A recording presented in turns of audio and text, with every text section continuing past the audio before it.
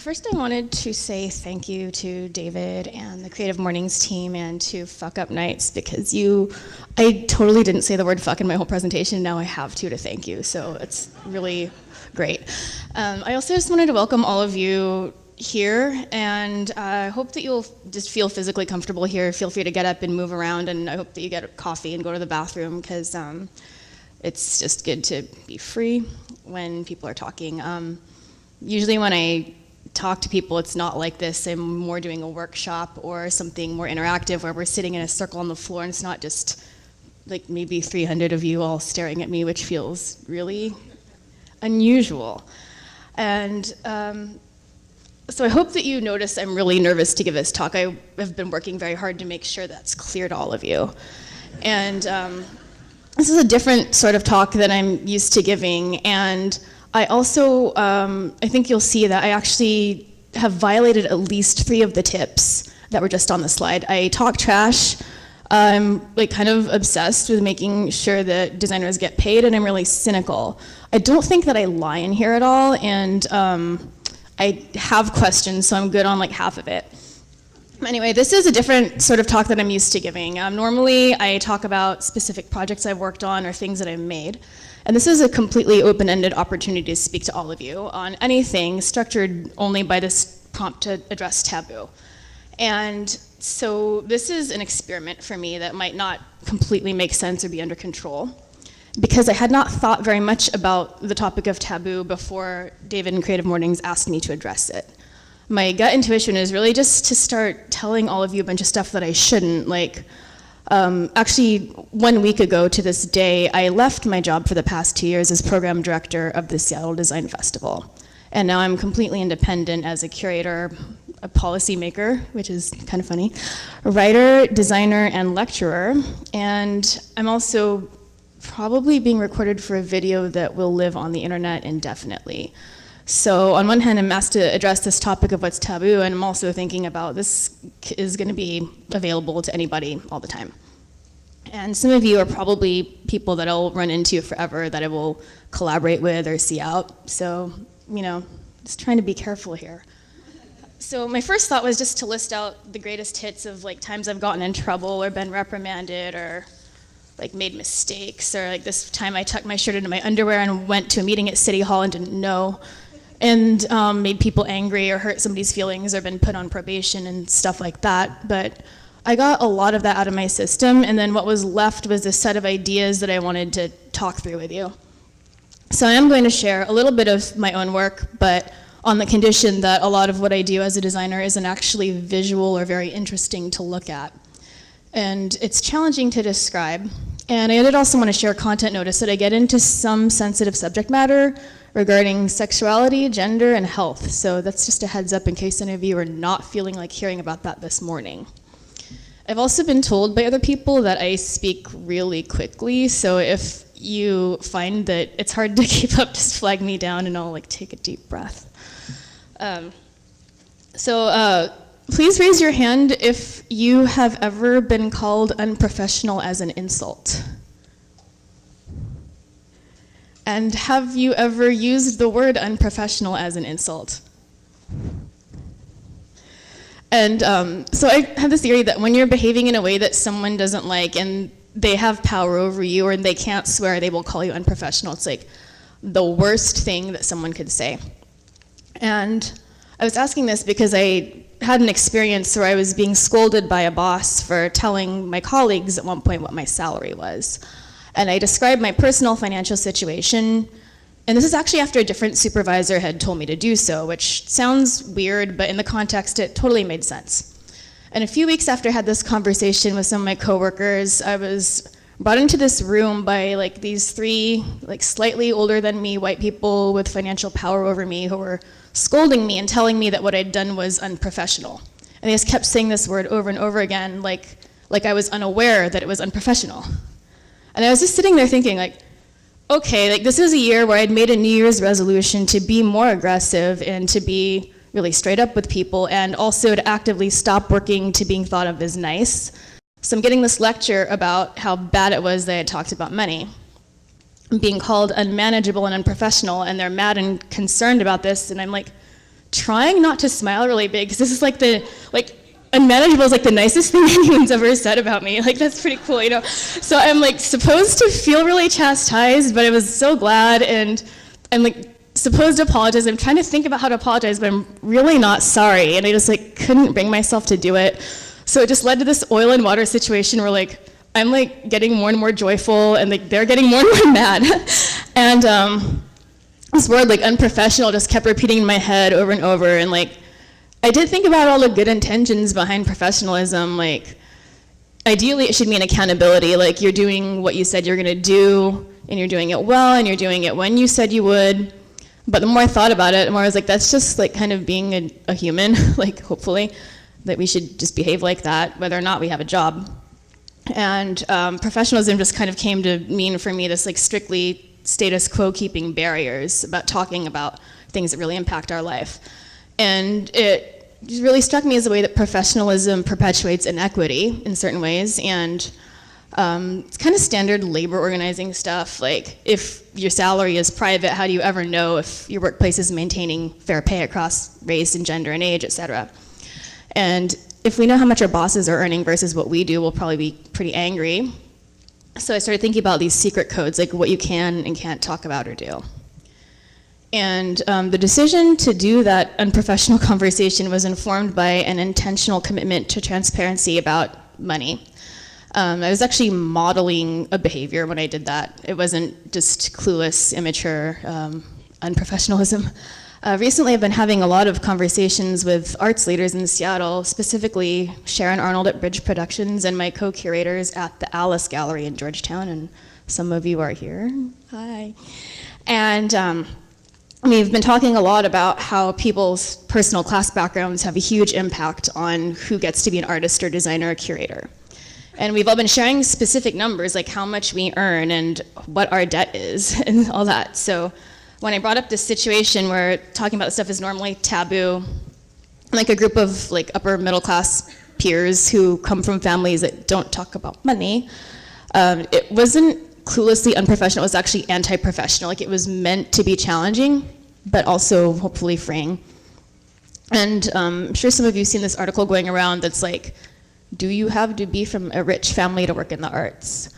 And this also has led us at the Alice and elsewhere to think a lot about side hustles, and like how a lot of us have this thing that I call the secret CV, which is the work that you do to be able to afford the work you actually want to do. So maybe you're in a band, but you are like working as an actuary during the day, but they have really good vacation benefits, or like you are an art handler, but you are also using that to pay for your own studio time. I personally have this ability to sound professionally fancy on paper, but have this whole other parallel resume that I'm hopefully going to publish pretty soon that funded a lot of the fancy sounding stuff that is more official. So now I'm going to actually start talking about a few things I made. And this is a selection that's actually weeded down for its potential relation to the topic of taboo, where somehow not speaker, not being able to talk about the subject at hand was really important to the work. And so it's really scattershot. I don't have a particular medium that I work in. It's kind of like whatever makes the most sense in a certain situation.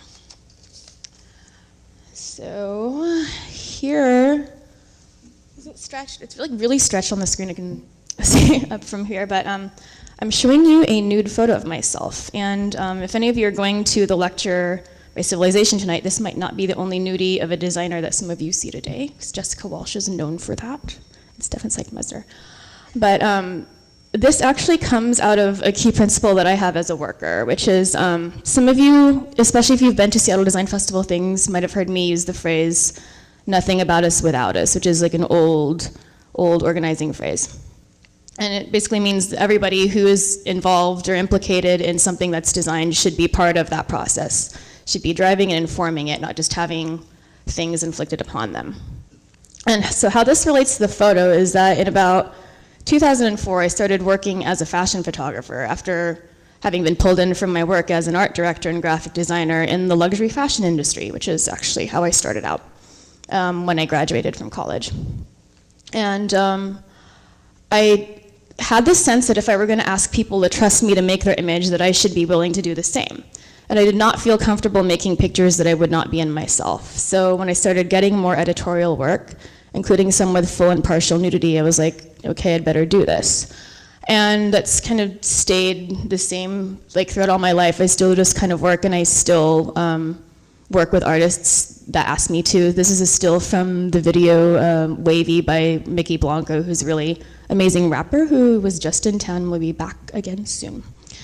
And in doing this, I've had some experiences with how I was treated by photographers and stylists, which was like mean, offhanded comments about my body and my face and my skin. Like, they notice every zit.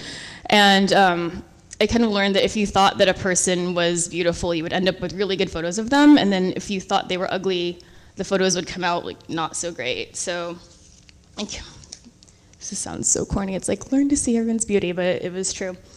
And this was in the mid-2000s, before the concept of body positivity or fat positivity had become pretty mainstream. And the New York fashion world was pretty inflexible on the insistence that models should be tall and skinny and probably white. And I kind of came into this with a secret agenda to actually include people of a bunch of different races and abilities and weights and heights.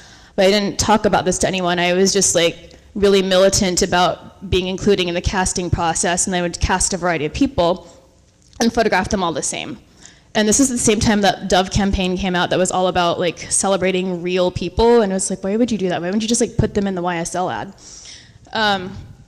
And I was also getting irritated with fashion photographers who were insistent that only one type of body could elevate an image to professionalism, and felt that a good photographer could make a picture of anyone, and if you couldn't, that was your problem, not the model.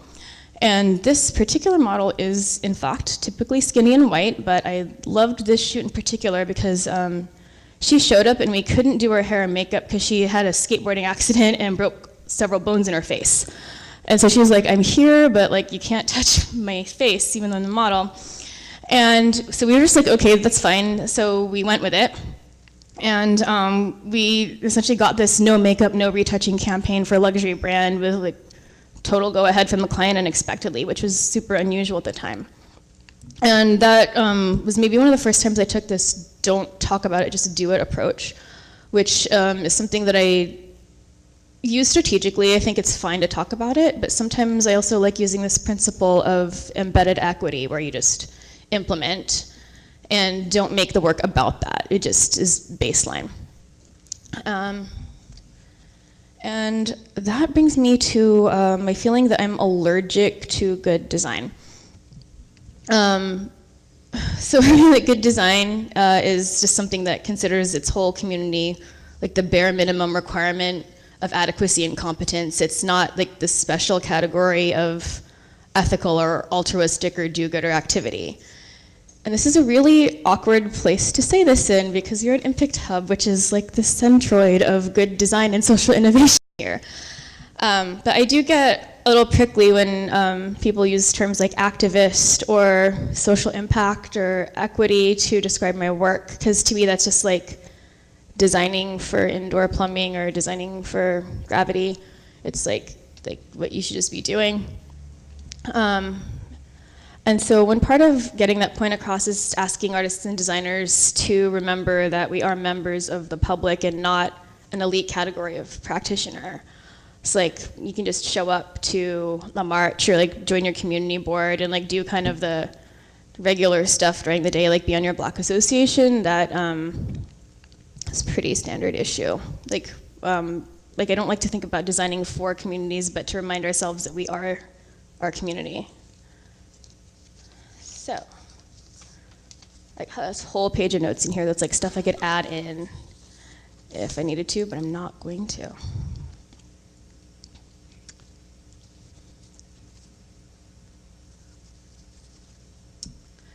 So I'm talking about getting personal. Like, as you can probably see from everything I'm wearing, I'm a supporter of Shout Your Abortion, and I hope that some of you were able to catch Amelia Bono's talk a month or two ago. But this slide is about how professional culture takes into account the communities that we reveal through our work history, like who we worked with, who we studied with, even certain really groomed personal info like hobbies or public service and sports. Whereas the communities that I come from, Japan, and like sort of general communities of color, like everybody, is that we prioritize sharing who our ancestors are. Like, where do we come from, who are our people, and who are we as whole people? And this has come into conflict in my practice as the way that I was trained to design tends to remove the designer. Like, tropes like the best design is invisible, or it's about the client and the user, it's not about you and your vision. It's like almost having a personality is seen as a total imposition. And it's hard to balance that with trying to work in this really, community-centered and community-informed way. And so, for example, if you cared about abortion rights as an architect, you don't necessarily say, I care about this because I've had an abortion or two. You might instead obliquely come up with a competition for the design of abortion clinics, or you might do a pro bono poster campaign, and you might come up with every intellectual and political abstract argument in the world for why it's important, but you wouldn't talk about your personal experience, especially when the topic was sensitive. And so a few years ago, this group of feminist architects called Architects, which is architects but with an XX at the end, launched this call for ideas to sort of redesign how people enter and exit abortion clinics, how can they make people feel inside them. And I really wanted to respond to this because of the reason that you can see on the poster, but I had no idea for how I would change a building beyond some really pretty normal interior renovation. And so I sent this postcard that just told them exactly what happened when I was in architecture school, which was that I had an abortion, but it was weird. It wasn't like I just went to the clinic and had it. Like, I went to the doctor and they're like, yes, you're pregnant, but here at our university health center, we don't provide abortions, we send you to Planned Parenthood. And I went to the Yale School of Architecture, and that was really shocking to me because we have this health insurance that's supposed to provide everything, but then they send you off to this really underfunded, highly stressed community clinic because I can only imagine it was for liability or not wanting to get caught up in controversy. So because of that, it takes a month to get your appointment instead of a few days, and so I ended up having a miscarriage during my final presentation, my first semester of architecture school. And it was this weird situation where my critic was a man who was it was an environment that was it was dude heavy. Not in terms of numbers, but in terms of energy. And so it just wasn't a place where you could tell your critic even, I'm sick. And so I did tell my critic, I'm sick and I'd like to present on day 2 of finals instead of day 1, and I wasn't let to, and I couldn't tell him why I needed to go to the doctor, so I just kind of gave my presentation, free bleeding all over the carpet in this very famous orange building. And I was so mad the whole time that I did really, really well. And actually the dean of my school showed up, who was this notorious harsh critic, and he walked in trying to scold me, and he walked up being your building should be made of white marble, this is amazing, blah, blah, blah. And my critic was shocked by how well the presentation went, and I was just oh, I'm so mad. I'm going to the doctor right now. And unfortunately, I ended up getting pretty sick after this because I didn't get treatment in time, and it led to me having to drop some classes and an additional student debt load because of repeating them. And so I definitely tied this to not being able to get access immediately, and then not being able to share with someone in a position of power over me exactly why I needed care. And so I wrote this weird confrontational postcard to these people who were just trying to get some design ideas, and I totally thought that it was going to alienate them, but instead they wrote back and were really supportive. And now, it must be 6 years later, they actually just contacted me, and now we're collaborating on an exhibition in New York. So transgressing that taboo actually has led to a really awesome opportunity where we're working together on an exhibition of sort of activist and women and people of color practices in architecture in the past 40 years. So that's what happened when you just really go where you shouldn't. Oh, and this was on display at a place where I went to school, not the one where I had this experience, but it was also really vindicating. And so I'm glad that some of my fellow curators are here to hear. I want to give everyone credit because I am now part of a collaborative gallery in Georgetown. There are 5 of us. And we have what we call a for-loss financial model, which I think maybe Molly, who's sitting back there, came up with. And so this is an exhibition that I curated there called Legal Tender, and we had an event called Is It Rude If I Ask How You Pay the Rent? It's probably the number one question I think all of us get as curators is like, how do you do it? People always come up to us and they're kind of shy and awkward and like they feel like they're being rude. And so we actually had an event where we invited the public to come in while we talked about our financial structure and how we pay for the gallery, which is basically just that we all have some other kind of job. And that went pretty well. We had a lot of good conversations that are still ongoing. And then this is an exhibition that I curated last November called The Bubble. And this exhibit actually exists because I missed my deadlines for the exhibit. I did not get myself together in time, did not promote it well, didn't organize my artists because I was emotionally overwhelmed. In the weeks leading up to this exhibit, I ran the design festival. And that was with a wonderful and supportive team of colleagues, but like making sure that 96 events go off in 2 weeks it's a lot. Just trust me on that. Some of you probably went to them, and you know, I'm not like responsible for every single one, but it's a lot of things to think about. And then shortly after the festival, I'm sad to say that I was actually assaulted by a member of Seattle's arts and music community. And a couple weeks after that was the presidential election, so that also felt like a form of assault. And every time I started to pick up from some kind of exhausting event, another one would pop up and I just like couldn't keep up. And somehow what made sense at the time was working it out through public curation.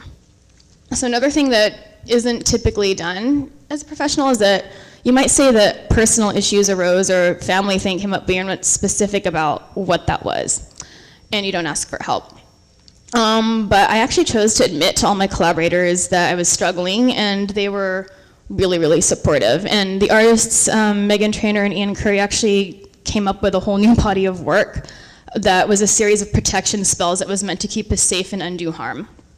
And that informed the curatorial statement of the exhibit, which is kind of a standalone about how you can design for safety and care, but I also released a curatorial statement that revealed exactly how the show came together. And it was definitely risky for me, and I wasn't sure if I should do it, and I sent out the press release before the exhibit was even finalized just because I had to. And what ended up happening was like the exhibit came together, and we were pretty like happy with how it turned out, and this was a really unique circumstance for me, but I'm glad that I took that step.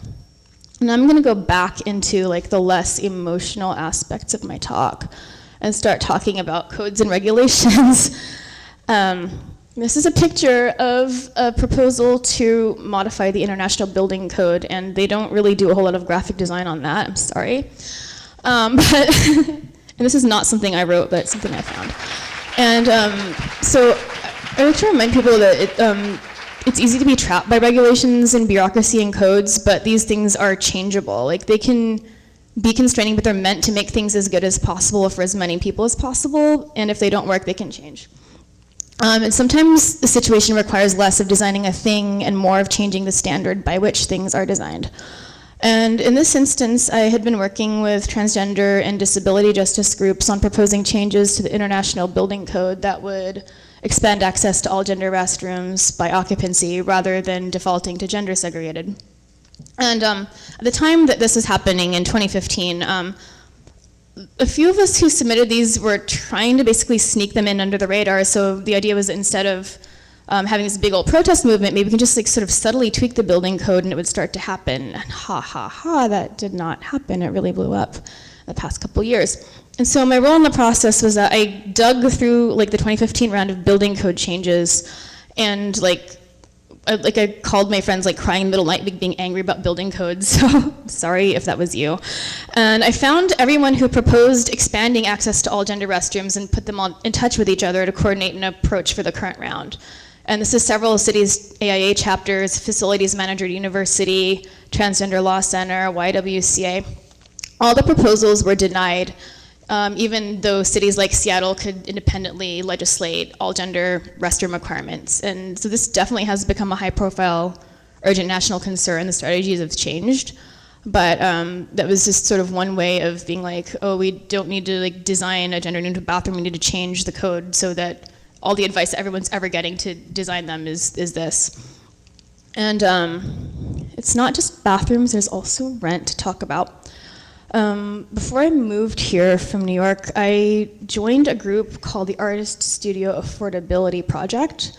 It was founded by Jenny Dubnow, Tamara Zahekovic, and a group of artists who had been kicked out of their studios by a landlord who wanted to convert it to luxury rental. And I kind of joined them as just like this architect-trained type person who knew a little bit about building codes. And they have this, a lot of work that they do is just reminding architects and designers that they're normal people and really framing artists as a type of small manufacturer and precarious tenant. So there was a lot of coalition building with mom and pop businesses like tenants' rights organizations, car services.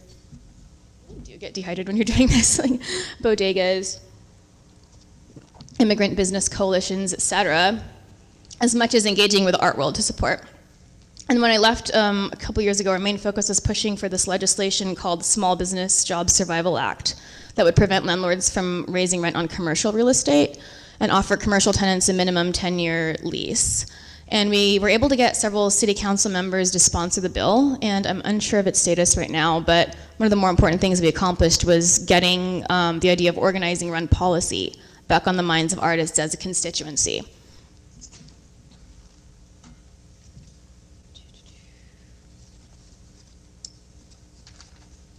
This is another really exciting graphic slide. This is a screenshot of my Google Docs. Really, I promise I have a degree in graphic design.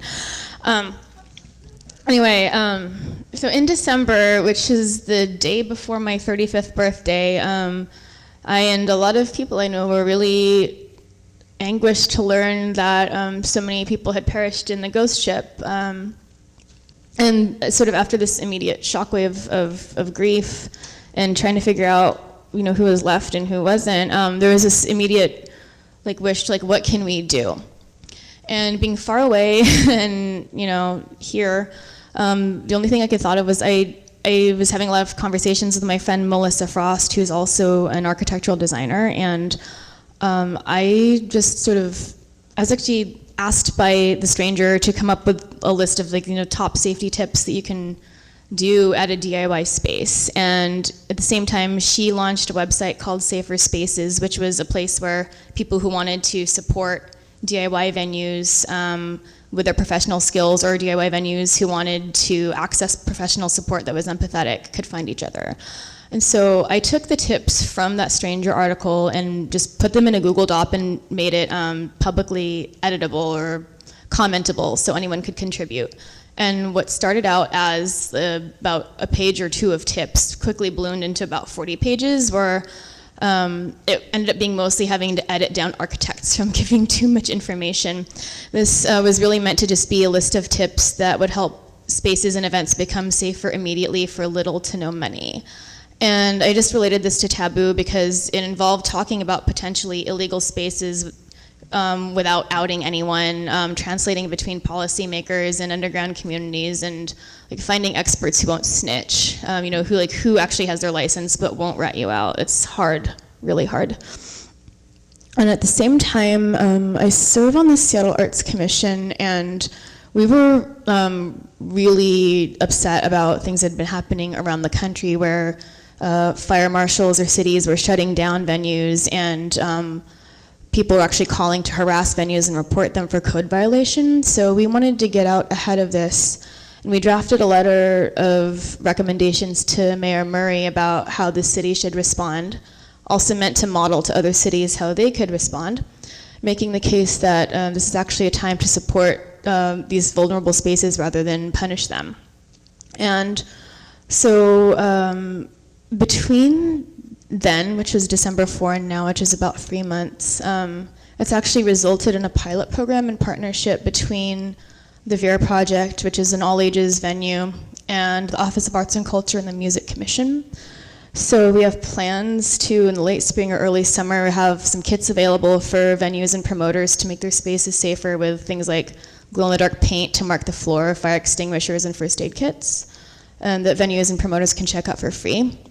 Planning to offer some more safety classes in a range of topics from fire prevention and escape to medical emergencies and overdoses to violent aggressors and shooters, et cetera. So like really thinking of safety in terms of fire, but also all kinds of ways that you might need to address it.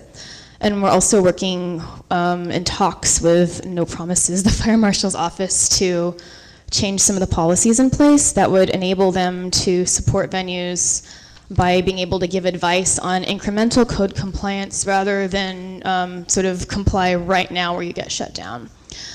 And also working to revise funding mechanisms to be more accessible, so it's not just only 501c3s that have been around for 10 years or whatever it is can get funding to improve their space, and because that keeps a lot of the most vulnerable spaces from accessing funds.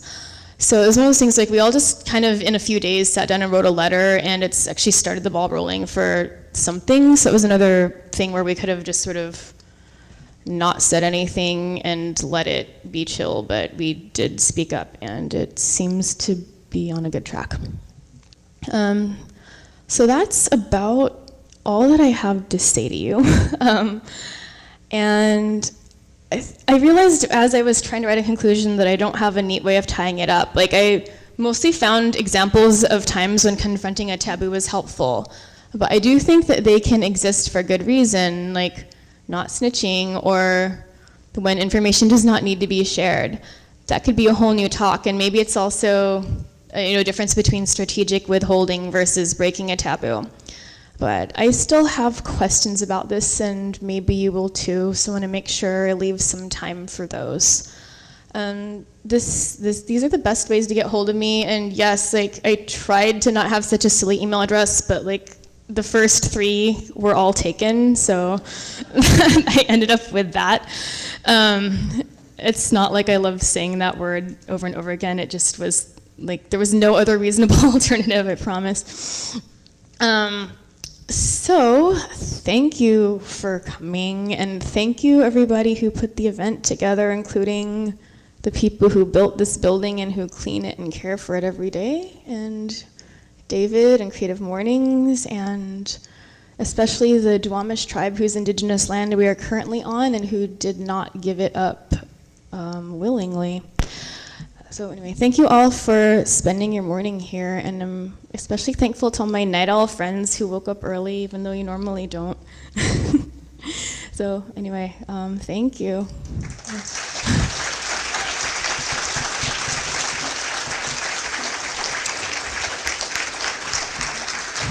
Thank you. We have a little bit of time for some questions. For those of you who have been around in past events, we're without our mic ball today, so I'm sorry you don't get to throw the microphone around.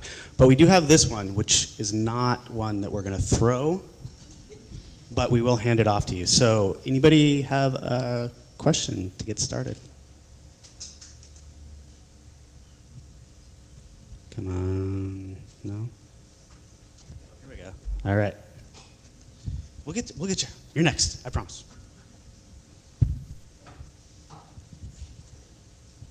Thank you for sharing with us today. You kind of touched on this towards the end, but I wanted to know if you have any advice for how to know in those taboo situations if you should speak up. Like, how do you decide in that moment if you should say something or if it's only kind of going to make the situation worse? How do you know? That's like kind of the part that I was like, oh, I'm not going to talk about that. Which is, how do you get away with doing and saying controversial stuff when someone wants you to be more neutral? I don't know, like I'm a big fan of intuition. I consider it a form of intelligence, and I also think it's perfectly fine to be self-interested. There's like breaking a taboo for the hell of it, there's doing because it feels better, and there's doing because you have like some kind of ethical obligation to do so. In terms of work stuff, I mean, some of the things I came up with were like, keep your activities clearly separate. I'm speaking as a private individual, not as a representative of. It's best to not give censors any credit for what you're suing anyway, because those are your ideas. I think also part of what I have learned is that, like, I can accept being reprimanded. Like, I learned that I might be constantly scolded and put on probation and kind of like be this kid who's always in detention. And that was something that I just learned that, like, I could sit with and was willing to risk. And not everybody is in that position or should be. Which isn't like the most uplifting tip, but I don't know, just trust your judgment, you'll be fine. Did she have the same question as you? What are the odds? No? Come on. I'm going to ask this because I feel like it's taboo. Currently, I'm unemployed, and I would love to follow you around for 2 weeks and be your personal assistant. Is Whoa. that possible?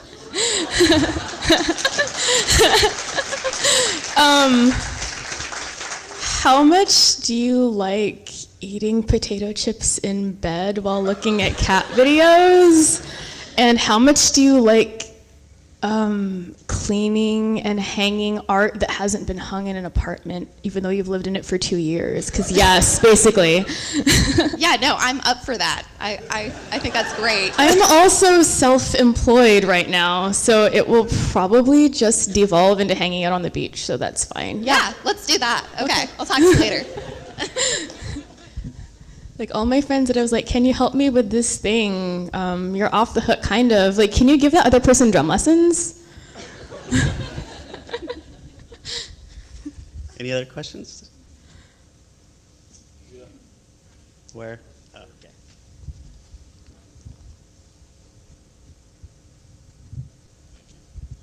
Hey, I just wanted to say thank you, first of all, for what you've been talking about. I think it takes a lot of bravery. I wanted to speak a little bit about your time at architecture school, and if you've always been had this personality to really address these taboos. Is that something that's always kind of existed?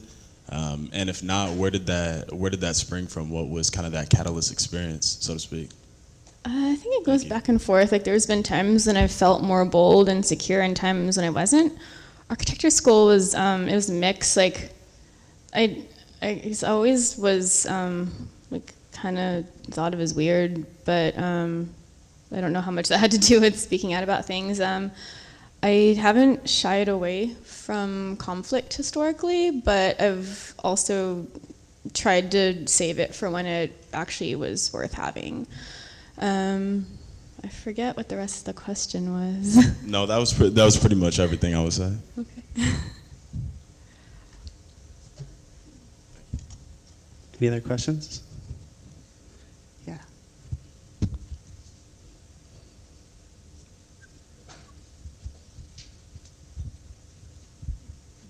Hi. Hi.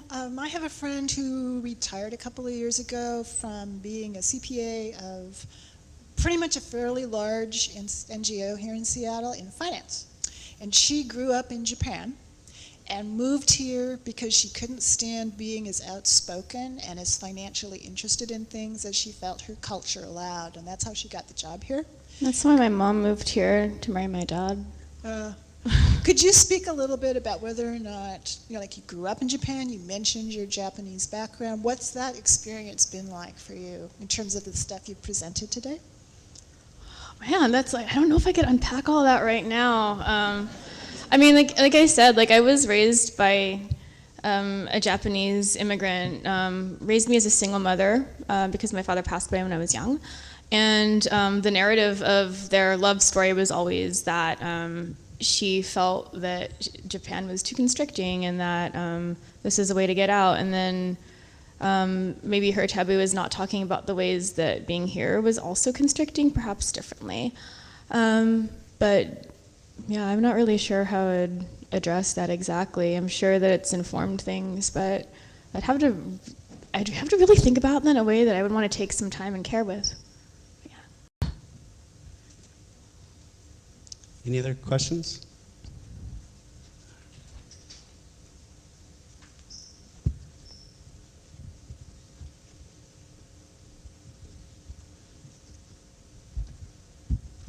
I was as far away from David as you could be and make him walk that far. So we're a country that was founded by religious extremists, basically. Which of all of our many hang-ups and taboos do you think is the most harmful?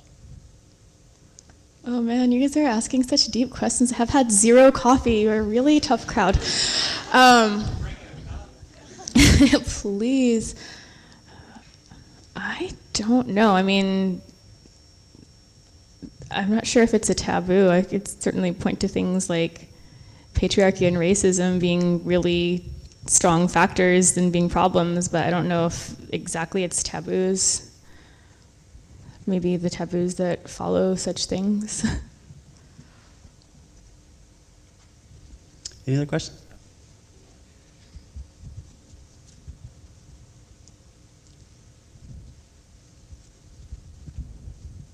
Okay.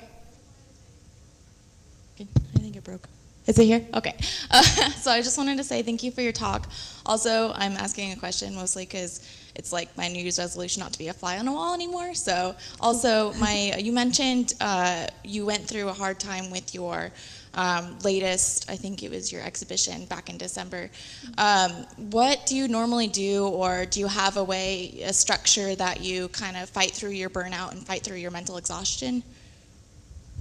I do the classic work therapy. I channel it through figuring out something to do, and something that I would like to resolve is to be better about sitting and thinking about things and talking to people about them instead of just diving into projects about them. I think that would be a growth thing that I could do for myself. So I think it's good, but you can't only do that. Awesome, thank you. Yeah.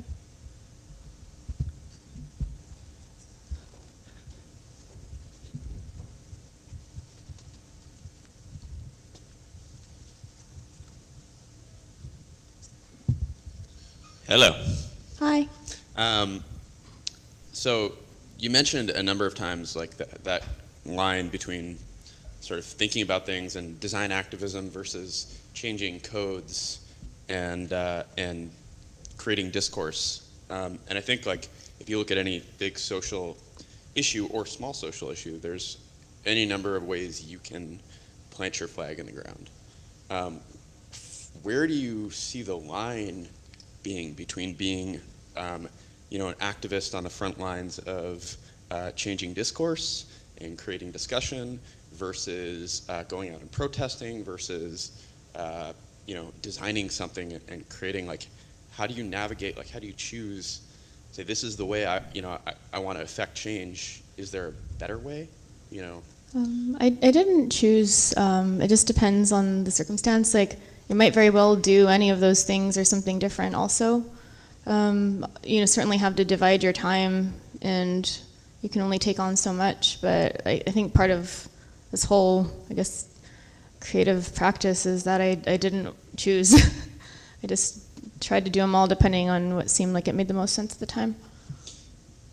Just to your comment about trying to sort of talk to more people versus go in and create a project, like, do you try to sort of self-direct in the sense that, I've been doing too many projects, maybe, for design activism, I want to create some discussion. Is that sort of how you think about it? I'm more intuitive. Yeah. It's just like, what is the steamroller today? Okay, that. Cool. Thank you. Yeah. One more question. I can't see. You're behind a pole. Oh, there. Oh, it's you. It's me. I don't have any questions for you, but she does. Hey. Hi.